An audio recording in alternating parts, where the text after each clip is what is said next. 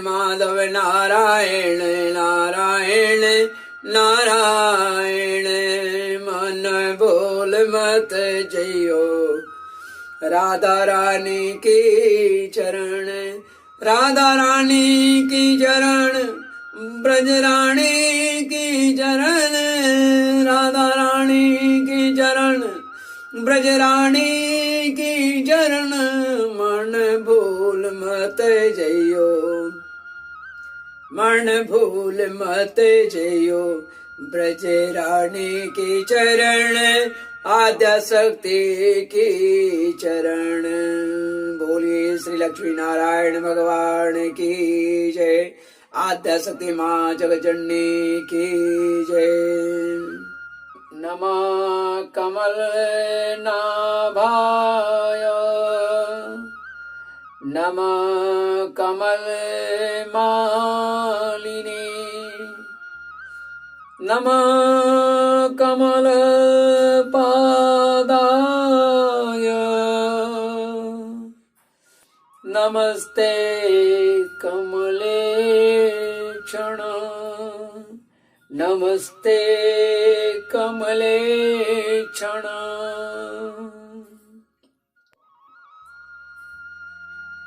आज मैं श्रीमद् भागवत महापुराण के प्रथम खंड के पंचम स्कंध के प्रथम अध्याय का पाठ हिंदी में आरंभ कर रहा हूं। प्रथम अध्याय में मैं प्रियव्रत के चरित्र का वर्णन करूंगा, क्योंकि इससे पूर्व उत्तानपाद के चरित्रों का वर्णन किया मैंने, उनके वंशजों का वर्णन किया। अब मैं प्रियव्रत का चरित्र का वर्णन हिंदी में आरंभ कर रहा हूं का के रूप में। इससे पूर्व श्री हरि का मैं एक स्तुति क्या हूं। आप विशुद्ध सत्व स्वरूप हैं। आपका ज्ञान संसार बंधन को दूर कर देता है। आप ही समस्त भागवतों के प्रभु वसुदेव नंदन हैं। वसुदेव नंदन भगवान श्री कृष्ण हैं। आपको मेरा नमस्कार है। आपकी ही नाभि से श्री ब्रह्मा जी की उत्पत्ति हुई है। कमल ब्रह्मांड रूप कमल प्रकट हुआ है। आपके कंठ में कमल कुसुमों की माला सुशोभित है तथा आपके चरण कमल के समान, आपका चरण कमल के समान कोमल है। हे कमल नयन, मैं आपको नमस्कार करता हूं। मैंने इससे पूर्व राजा मनु के प्रथम पुत्र उत्तानपाद के वंशजों का वर्णन किया, जिसमें बरहिचित के राजपुत्रों तक, बरहिचित के पुत्रों तक का वर्णन था।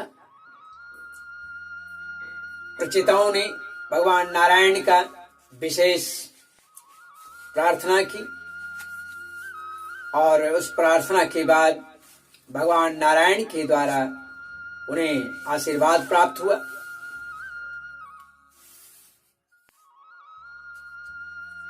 कई लाख वर्ष, कई हजार वर्ष उन्होंने 10,000 वर्ष तक तो उन्होंने केवल तपस्या किया। बाद में प्रभु के आशीर्वाद से कई वर्षों तक उन्होंने राज का भोग भी किया। राज के भोग के बाद मरीषा नाम की कन्या से विवाह किया और उसके बाद उन्हें नारद के उपदेश के बाद उन्होंने परम पद का लाभ प्राप्त किया तो इन सारी कथाओं को मैंने आपके सम्मुख भागवत के अनुसार रखा। अब मैं श्री भागवत महापुराण का 5वां स्कंद आरंभ करता हूं। राजा परीक्षित पूछते हैं,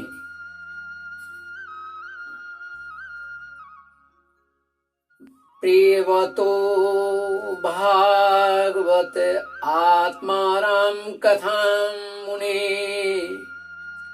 प्रियव्रतो भागवत आत्माराम कथं मुने, गृहेरमतः यन्मूलः कर्मबन्ध पराभव, न नूनं मुक्तसंगाणां तादृशाणां द्विजर्षभ, गृहेष्व विनिवेशोऽयं पुंसां भवतु मर्हति। राजा परीक्षित ने पूछा कि हे मुनि, महाराज प्रियव्रत तो बड़े ही भगवत भक्त हैं और आत्माराम हैं, आत्माराम थे, उनकी गृहस्थाश्रम में कैसे रुचि हुई जिसमें फंसने के कारण मनुष्य को अपने स्वरूप की मुक्ति, स्वरूप की विस्मृति हो जाती है और वह कर्म बंधन में फंस जाता है। फिर प्रियव्रत को गृहस्थ आश्रम में लगाओ कैसे हुआ? हे विप्रवर, निश्चय ही ऐसे निसंग महापुरुषों का इस प्रकार गृहस्थाश्रम में अभिनिवेश होना उचित नहीं है।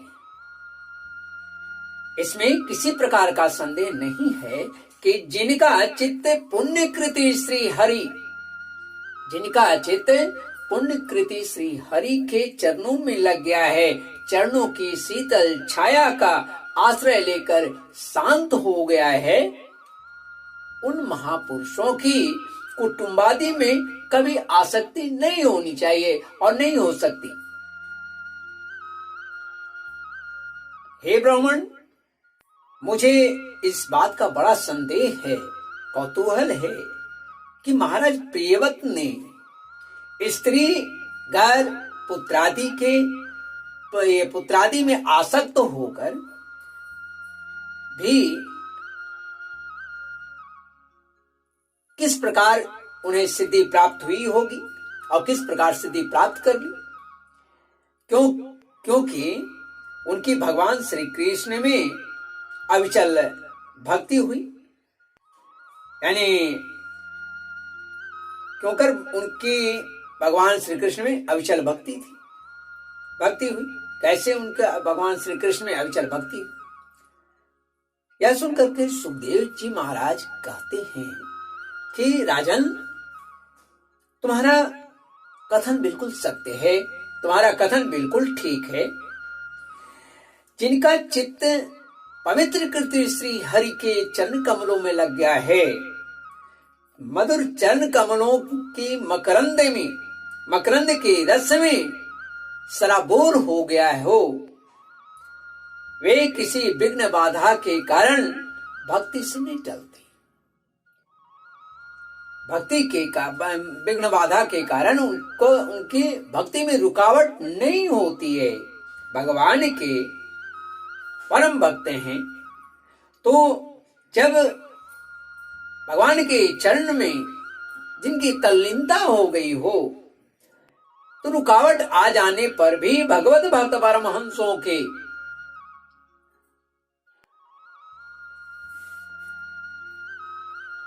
जो प्रिय हैं, अर्थात वासुदेव, भगवान श्री कृष्ण, श्री वासुदेव भगवान की कथा श्रवण रूपी परम कल्याणमय मार्ग को प्रायः छोड़ते नहीं। ये सुखदेव जी महाराज परीक्षित को बतला रहे हैं। राजन, राजकुमार प्रियव्रत बड़े भक्त थे, भगवान के उपासक थे, भगवान के चरण कमलों को वही पूजते, भगवान के चरण कमलों को ही अपने हृदय में धारण किए हुए थे। और श्री नारद जी की चरणों की सेवा करने से उन्हें सहज ही परमार्थ तत्व का ज्ञान हो गया था।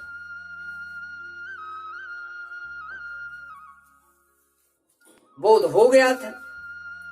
वे ब्रह्म सत्र की दीक्षा निरंतर ब्रह्माभ्यास में जीवन बिताने का नियम लेने वाले ही थे कि उसी समय उनके पिता, कौन? उनके पिता स्वयंभुव मनु जो थे, उन्हें पृथ्वी पालन के लिए शास्त्र में बताए हुए सभी श्रेष्ठ गुणों से संपन्न देख करके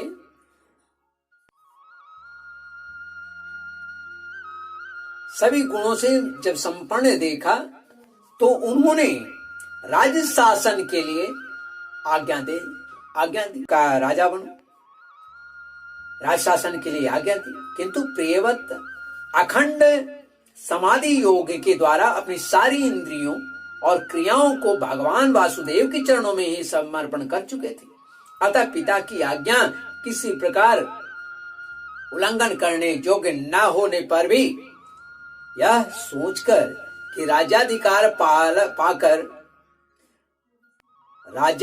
पाकर मेरा आत्मस्वरूप स्त्री पुत्रादि असत प्रपंच से आच्छादित हो जाएगा, राजा और कुटुंब की चिंता में फंसकर मैं अपने परमार्थ तत्व को प्रायः हो सकता है कि भूल जाऊंगा। उन्होंने उसे स्वीकार नहीं किया। तब अतः भगवानादिदेव एतस्य गुणः विसर्गस्य परिवृह्णानुध्यान व्यवसित सकल जगद विप्राय आत्मयो योनिरखिल निगम निज गण परिवेष्टितः स्वभावना दवतार।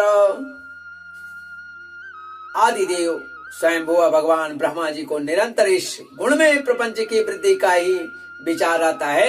वे सारे संसार के जीवों का अभिप्राय जानते रहते हैं। जब उन्होंने प्रियव्रत की ऐसी प्रवृत्ति देखी तब वे मूर्तिमान चारों वेद और स्वयं मरीचि आदि पार्षदों के साथ लेकर के वे लोक में उतर गए, पृथ्वी लोक पर उतर गए। पृथ्वी लोक पर आए,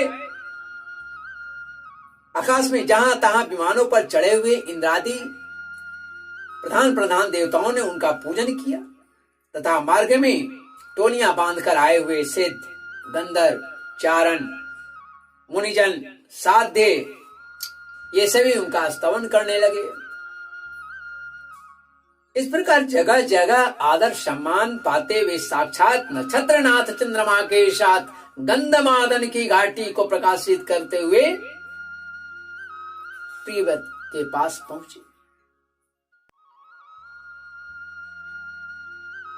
प्रियव्रत को आत्मविद्या का उपदेश देने के लिए वहां नारद जी भी आए हुए थे। ब्रह्मा जी के वहां पहुंचने पर उनके वाहन हंस को देखकर देवर्षि नारद जान गए कि हमारे पिता भगवान ब्रह्मा जी पधारे हैं। अतः वे स्वयंभुव मनु और प्रियव्रत के सहित तुरंत खड़े हो गए और सबने उनको हाथ जोड़कर प्रणाम किए। परीक्षित, नारद जी ने उनके अनेक प्रकार से पूजा की और सुमधुर वचन में उनके गुणों और अवतारों की उत्कृष्टता का वर्णन किया। तब आदि पुरुष जो भगवान ब्रह्मा जी हैं, ब्रह्मा जी ने प्रियव्रत की ओर मंद मंद मुस्कुराते हुए मुस्कान जो दया दृष्टि से देखते हुए उन्होंने इस प्रकार कहा।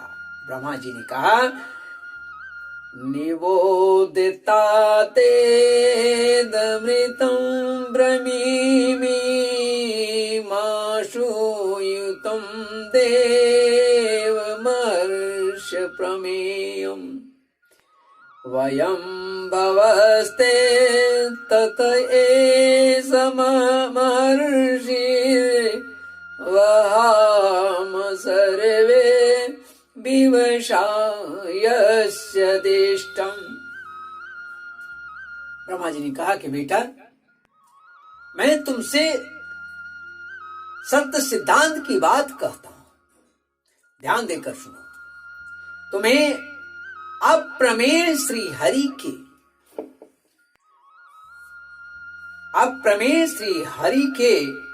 प्रति किसी प्रकार की दोष दृष्टि नहीं रखनी चाहिए। तुम्हें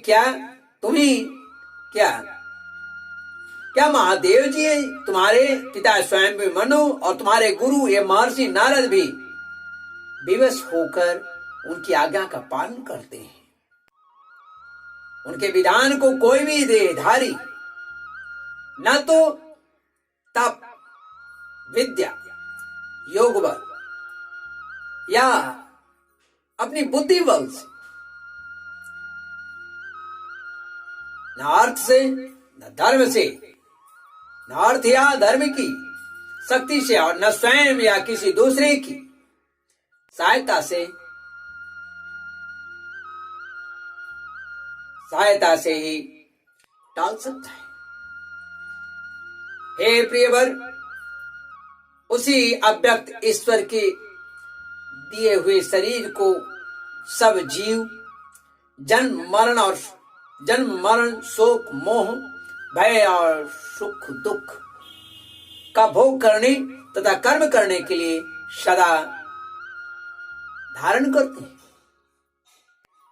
हे वत्स, जिस प्रकार रस्सी से नथा हुआ पशु मनुष्य का बोझ ढोता है, जिस प्रकार रस्सी से नथा हुआ पशु मनुष्य का बोझ ढोता है, उसी प्रकार परमात्मा की वेदवाणी रूप बड़ी रस्सी से, बड़ी जो रस्सी है, इसमें सत्वादि गुण, सात्विक आदि कर्म और उनके कर्म ब्राह्मणादि वाक्यों की मजबूत डोरी से जकड़े हुए हम सब लोग उन्हीं के इच्छा अनुसार निरंतर कर्म में लगे रहते हैं। हमारे गुण और कर्मों के अनुसार प्रभु हमें जिस योनि में डाल दिया है, उसी को स्वीकार करके जैसी व्यवस्था करते हैं, जैसी व्यवस्था वे बनाते हैं, उसी के अनुसार हम सुख या दुख भोगते हैं। और हमें इनकी इच्छा का उसी प्रकार अनुसरण करना भी चाहिए और करना भी पड़ता है, जैसे किसी अंधे को आंख वाले पुरुष का आदेश पालन करना पड़ता है।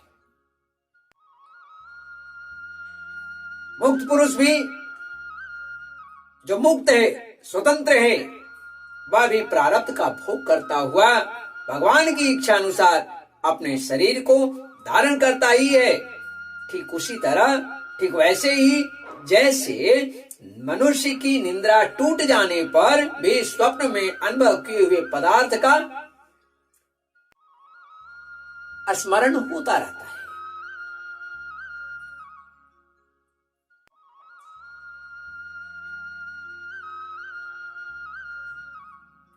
इस अवस्था में भी उसका ईमान जागृत रहता है। इस अवस्था में उसका ईमान नहीं होता। जब वह स्वप्न अवस्था में होता है तो उस समय उसका ईमान नहीं होता, और वेश्या वासना के जिन संस्कारों के कारण दूसरा जन्म होता है, उन्हें वह स्वीकार नहीं करता।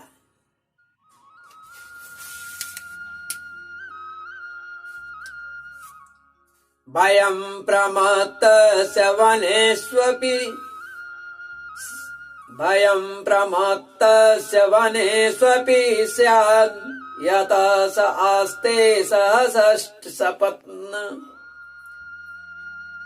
जितेन्द्रियस्यात्मरतेर्बुधस्य गृहाश्रम किं नु करोत्यवद्यम्।